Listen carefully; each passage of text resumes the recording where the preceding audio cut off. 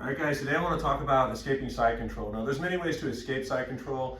The one I'm going to show today is kind of an unorthodox way to escape side control. I use it quite a bit now, even against higher belts, against other black belts I roll with. And what it basically is, it's a judo takedown from your back. All right, I'm going to kind of break it down for you guys. But this one is something I just did one day. And then when I figured out what I did, I started using it all the time, and I've had great success with it. Because the more you train, sometimes at the higher level, sometimes just hip escaping back to guard isn't always the easiest thing. It still works, but it's not always the easiest thing. But I want to share this with you guys. So Eli has side control on me, and obviously if he's holding it like this, he's trying to control me. He's not really looking for a submission, like if his arms are, under my head and under my arm.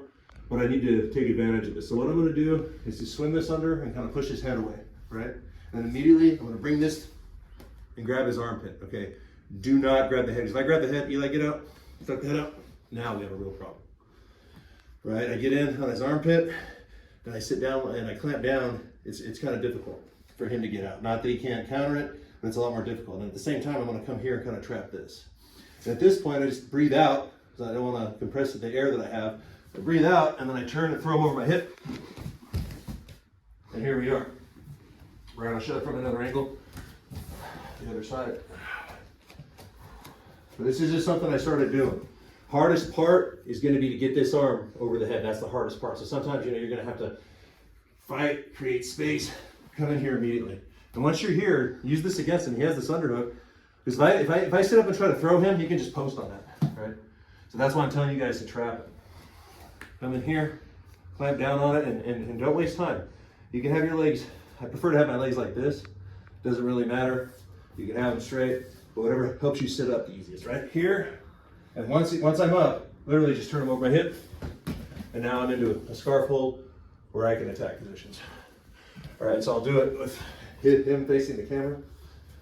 All right, so you guys can kind of see my grips.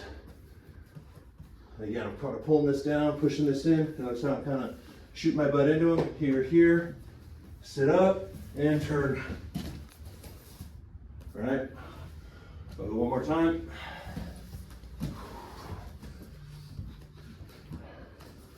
All right, he's going to be putting pressure on. Keep the pressure off. You're going to have to fight to get everything. Once you're there, that's when you go. And here I am.